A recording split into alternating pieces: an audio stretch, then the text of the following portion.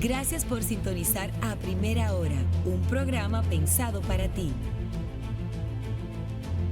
Gracias por continuar con nosotros aquí en A Primera Hora, recibiendo nuestra entrevista central al secretario de Asuntos Económicos del Partido Revolucionario Moderno, quien es también el superintendente de pensiones, el amigo Frank Torres. Y a Frank, yo le estaba revisando un artículo que escribió, pero dije, vean, acá fue que me confundí de artículo y pensé que era otro, el que estábamos comentando hace un rato. Buenos días. Muy buenos días, imposible. ¿Cómo estás? Francisco Torres Frank. Sí, exactamente, cualquiera de los dos. ¿Cómo te va primero? Todo muy bien, muchas gracias por invitarme y poder permitirme dirigirme a la audiencia hoy. Claro que sí. Mira, Francisco, Frank, tengo un tema con cuál es la forma correcta. Francisco. Ok, mira.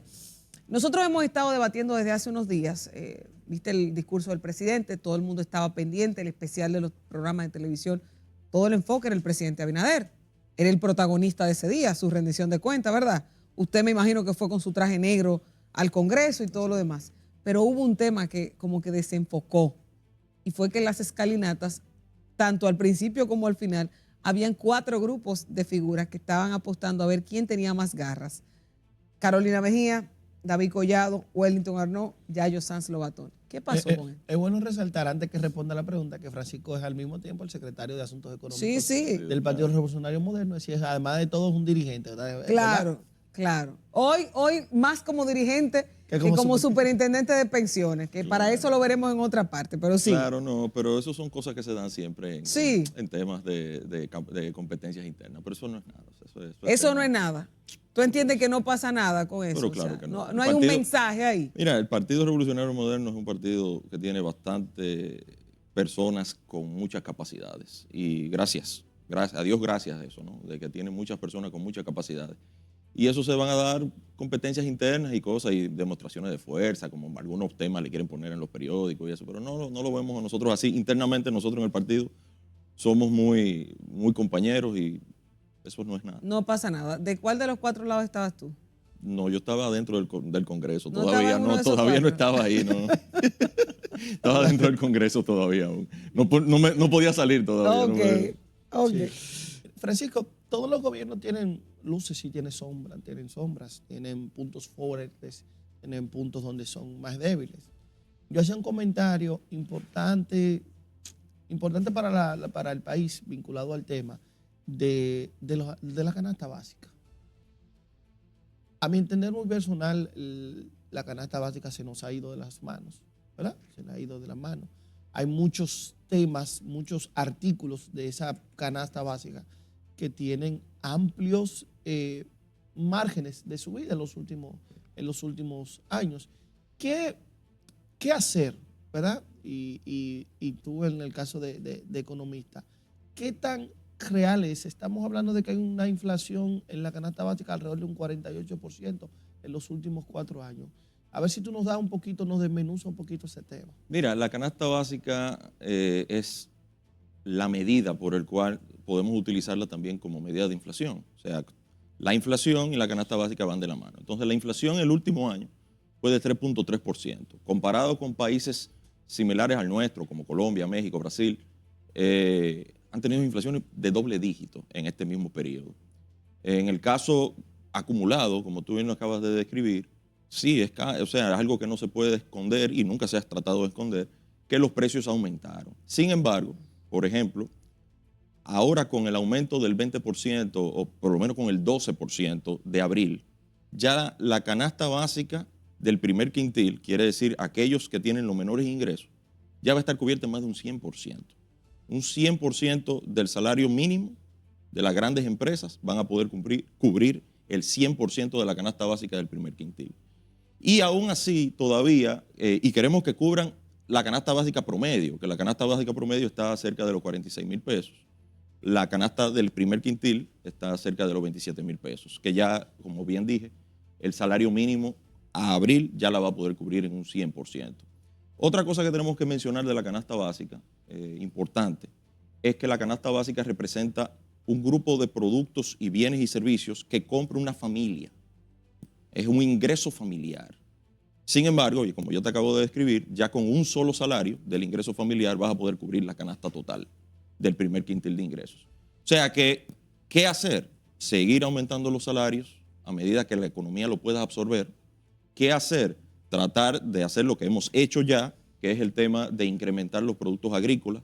Vamos a poner, en el 2019, el peso del PIB agrícola dentro del PIB era de 5 puntos y tanto.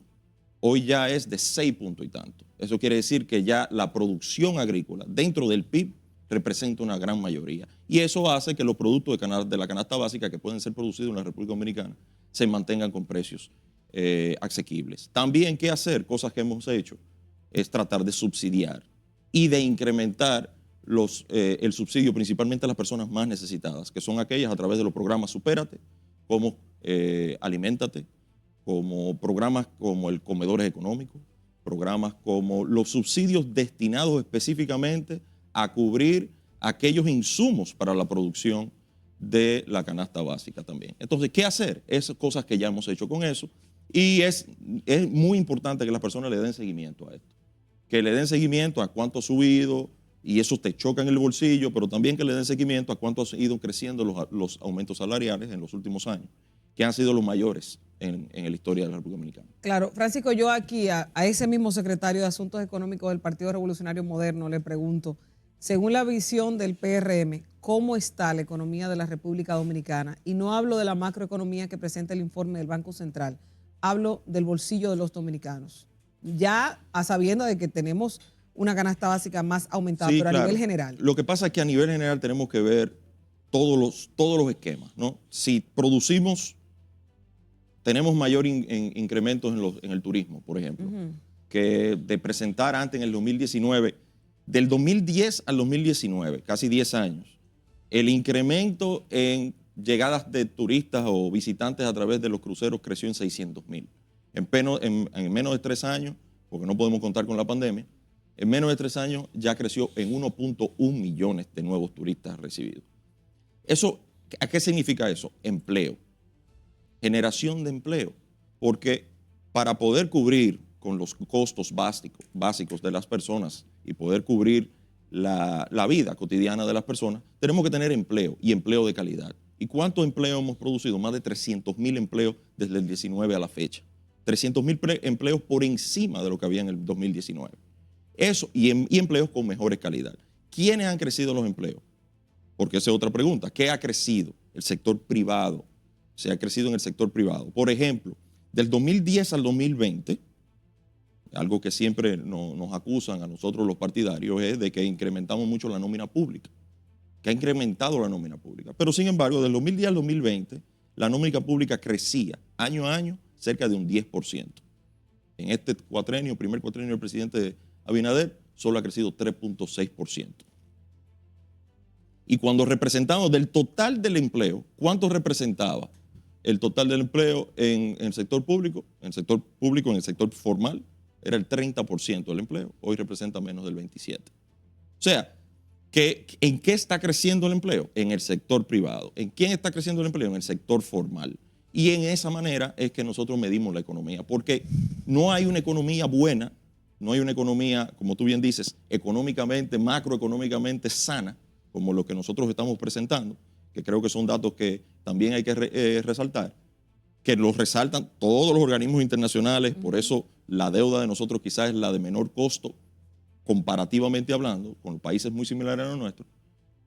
Nosotros somos los países que recibimos mayor inversión extranjera directa, porque confían en nuestra economía. Pero a pesar de eso, ¿qué es lo que se traduce eso? En empleo, y empleo de calidad, y donde vive la gente. Porque desde el 2016, que nosotros hicimos el primer programa de gobierno para el presidente Abinader en su primer intento, el punto focal es crear empleo de calidad y donde la gente vive, para que la gente no tenga que trasladarse a los grandes centros y urbes a poner más presión sobre los servicios básicos de los centros y urbes y puedan generar mayores empleos donde viven y poder vivir con calidad. Y esa es la razón principal del Partido Revolucionario Moderno. Y ahí voy, y perdóname Elías, con el tema de lo que son los datos y lo que se ha logrado hasta ahora. Mucho de eso tiene que ver con préstamos que se han tomado ¿pretende el PRM seguir en los próximos años que le queda al presidente Abinader con la política de gestionar préstamos en organismos internacionales? Sobre todo por eso que tú mencionas, de que tal vez somos un país que todavía tiene una tasa, un techo alto para seguir endeudándose. Bueno, lo del techo alto es relativo, ¿verdad? Nosotros es como una economía que el Fondo Monetario Internacional, y el presidente Abinader lo mencionó en su discurso, dijo que nuestra economía está sana y nuestra economía y nuestra deuda es sostenible. Sin embargo, eso no quiere decir que todas las cosas son color de rosa. Nosotros estamos cubriendo con los ingresos fiscales, muchos de esos ingresos se van destinados al pago de intereses. Y eso es algo que debemos atender. Y por eso el presidente Abinader el año pasado sometió una ley y la promulgó, la ley de responsabilidad fiscal. Y esa ley de responsabilidad fiscal ya se viene actuando como si la ley existiese desde antes de tener la ley. ¿Qué quiere decir eso? Que el déficit se mantiene controlado. Y mantener un déficit controlado mantiene un crecimiento de la deuda controlada. Esa es la mejor forma de poder explicar, en pocas palabras, lo que quiere decir la ley de responsabilidad fiscal. Que nosotros no vamos a excedernos nunca a hacer algo como lo que se hizo en el año 2012, donde hubo un déficit de alrededor de 6% del PIB, cuando no había ni pandemia. Sí. Francisco, tengo que seguir con el tema de la canasta, porque es un tema que me preocupa. Y mira, Bueno, está bien. Sí, claro. Parece que él come mucho y está caro. No, porque mira, hay una explicación interesante de Francisco con el tema de la subida de los salarios para lograr equiparar la canasta básica. Entre otras cosas. Entre otras cosas. Pero ese tema le da fortaleza. Pero aquí, la mitad de la economía es informal. ¿Qué quiere decir eso? Que no importa cuánto tú subas los salarios, a esa gente no lo toca porque están en un concepto que no tienen seguridad social, que no tienen subida de salario, que los salarios no están en los regímenes, pero la subida de los alimentos le toca a esa gente. Entonces, sigue siendo una preocupación y cómo llegarle a esa parte de la población. No, es igual, ¿no? Porque cuando atendemos a la mitad de la población empleada formalmente, que se puede atender con ese salario mínimo. Este salario mínimo es un indicativo, ¿verdad? Ayer hablaba con muchas personas preocupadas, empresarios preocupados, porque dicen, mira, yo entiendo que hay que aumentar los salarios, a mí no me choca igual, a mí me choca un poquito más duro. Y yo entiendo que la economía necesita que los salarios aumenten, los salarios mínimos aumenten, pero entre el salario mínimo y el próximo está muy cerca y cuando yo le aumento al mínimo, el próximo también tengo que aumentarle para poder mantener. Entonces eso me choca en la economía, me choca a mí personalmente como empresario. Sin embargo, en el sector informal también. O sea, una persona que puede tener un mejor salario mínimo en una gran empresa, no es verdad que va a estar trabajando de manera informal si puede tener la oportunidad, ¿verdad? Y la oportunidad se están dando. ¿Por qué? Porque la economía formal está creciendo de manera vertiginosa. ¿Por qué? Porque estamos exportando más que nunca. O sea, vamos a poner en el sector de industrial tradicional, o vamos a decir el no zona franca, las exportaciones crecieron doble dígito, por encima de 11%. Cuando la zona franca, que también han crecido de manera vertiginosa, creció un 6%. Para poner un ejemplo, en el sector zona franca tenemos el nivel de empleo, nivel de empleomanía, quizá más alto en los últimos 10 años, casi cerca de 200,000 empleos, solamente en el sector zona franca. Entonces, cuando tú me hablas de aumento de salario que no le toca al sector informal, sí le toca al sector informal por las razones que acabo de describir. Claro que sí. Yo tengo otra curiosidad con relación a algo que ya el gobierno parece que hizo referencia. A mí me encanta que él se está riendo, como que él sabe lo que le voy a preguntar. El tema Aerodom, hoy lo comentábamos aquí, porque el presidente había dicho, justificando el por qué se había tomado el dinero. ¿Cuál era el monto exacto, Elías? 745 millones de dólares. Exacto. ¿Qué se hizo con esos 745 millones de dólares? Que se lo explique el secretario de Asuntos Económicos al país. Déjame agregarle algo. Sí, claro. La semana pasada, el director de presupuesto, una persona inclusive con la y hoy también en el listín, con la que yo trabajé, decía que parte de ese dinero no había podido ser utilizado inmediatamente en las obras porque no habían cumplido todo lo del Sistema Nacional de Inversión Pública. Es decir, y ahí voy con el tema de planificación, ya porque yo vengo de ahí, es que se nos dio un sinnúmero de obras y no se nos especificó algo cuando eran solamente un enunciado, no había un proyecto detrás de eso. Y ahí mismo hay 17,000 millones de pesos que entraron en enero que fueron a pago de deuda.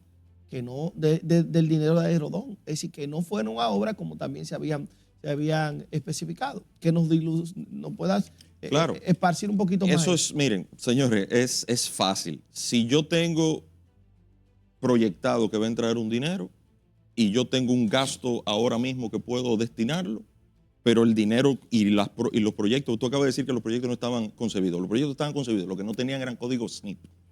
Y los proyectos sin código SNIP no pueden ser ni siquiera ir a licitación. Entonces, porque eso es algo que nosotros no hemos puesto en la eficiencia y en el mejor manejo del Estado, que por cierto, me gusta nombrar ciertas cifras. Entre los organismos internacionales nos han demostrado a nosotros que nosotros hemos aumentado un 48% la eficiencia del gobierno y un 60% la disminución en la corrupción. Entonces, para nada más poner esos daticos ahí en el tema del manejo del dinero. En el manejo del dinero, si tú tienes recursos que vienen y no van a quedar de manera ociosa y se pueden utilizar, pero tú vas a poder utilizar el dinero que iba para el pago de deuda, entonces lo vas a utilizar para la obra. O sea, el dinero es fungible, pero siempre bajo el criterio de la ley, que eso es algo que hoy mismo describe el director de presupuesto. Esto todo se hizo con anuencia del Congreso Nacional, no haciendo de que, bueno, cogí de aquí para poner allí sin permiso, no, con permiso del Congreso. ¿Y por qué entonces la oposición reclama? ¿Por qué que parecería como, porque la oposición está en el Congreso? Parece que la oposición se le olvidó que las elecciones fueron el año pasado. Entonces, o sea, y que perdieron de manera muy feo. Se vieron el año pasado la oposición. Entonces, ellos han querido seguir tratando de mantener en vigencia, como si tuviéramos elecciones todavía. Y la verdad es que nosotros estamos preocupados en gobernar y no en elecciones. Las elecciones fueron el año pasado, ya se pasó. Vamos a seguir gobernando, vamos a trabajar. Si tú no tienes tema de mencionar cosas que ya los organismos internacionales y todo el que maneja la economía de manera eficiente lo ha demostrado que el gobierno ha sido de esa manera, se ha manejado de esa manera, entonces vamos a tratar de manejar la política de otra manera. Yo les recomiendo a amigos que tengo en la oposición, amigos con los que he trabajado en el Banco Central, con los que he tenido mucho contacto, que no se dejen de llevar de la forma vieja de hacer política. Ya con el presidente Abinader se hizo un cambio, ¿verdad? Que el presidente Abinader quizás el presidente de la era moderna que nació después de la revolución y así, o sea, ya tenemos, es una forma nueva de gobernar y de hacer política. Hay muchas cosas que discutir y que debatir y estamos dispuestos a hacerlo y quizás para agregar y construir un mejor mañana para toda la población. Pero seguir haciendo politiquería, hablando de temas que quizás no vienen al caso o que, vamos a decir, es tratando de alar por el pelo algo que no es lo que realmente le importa a las personas, de verdad me causa un poquito de suspicacia de decir, bueno, mira, mejor no hablemos de eso, ni debatamos sobre eso porque tú no estás atendiendo a los datos como son. Ahora, yo tengo la curiosidad, a ver, también con relación a esto, Francisco. Hay mucha gente que entiende que no hay dinero en la calle. Y a mí me gustaría saber si eso es una percepción o si hay una realidad detrás de todo esto, de que no se siente el dinero en la calle.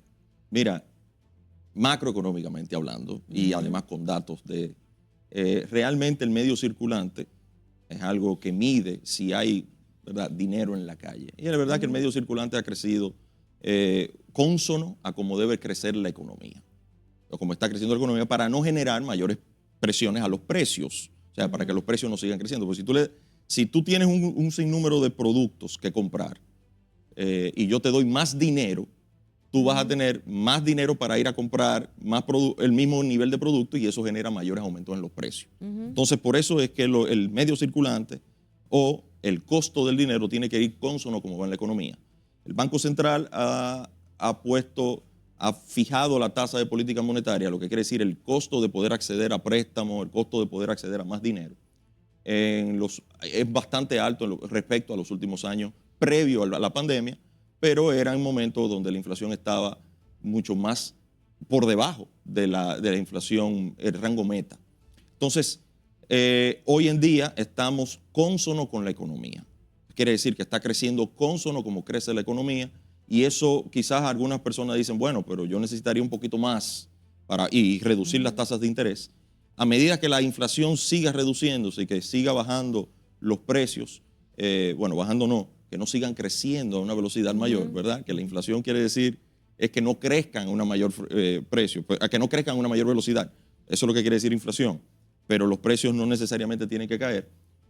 Así podrá el Banco Central ir reduciendo la tasa de política monetaria y así aumentando el nivel de liquidez en la economía. Claro, sí. Hay una circular, perdóname, Elías, que es del 16 de enero de este año, 2025, que le emite la Contraloría General de la República. El código es INCGR CIR 2025-0002. Tal vez te la digo así por si acaso para que quede grabada. Pero en resumen, es una circular que insta a todos los directores, asesores, encargados y responsables de diferentes áreas de la Contraloría General de la República. El presidente quería, al parecer, hacer auditorías internas en todas las instituciones del Estado. Esta es la circular que está en pantalla.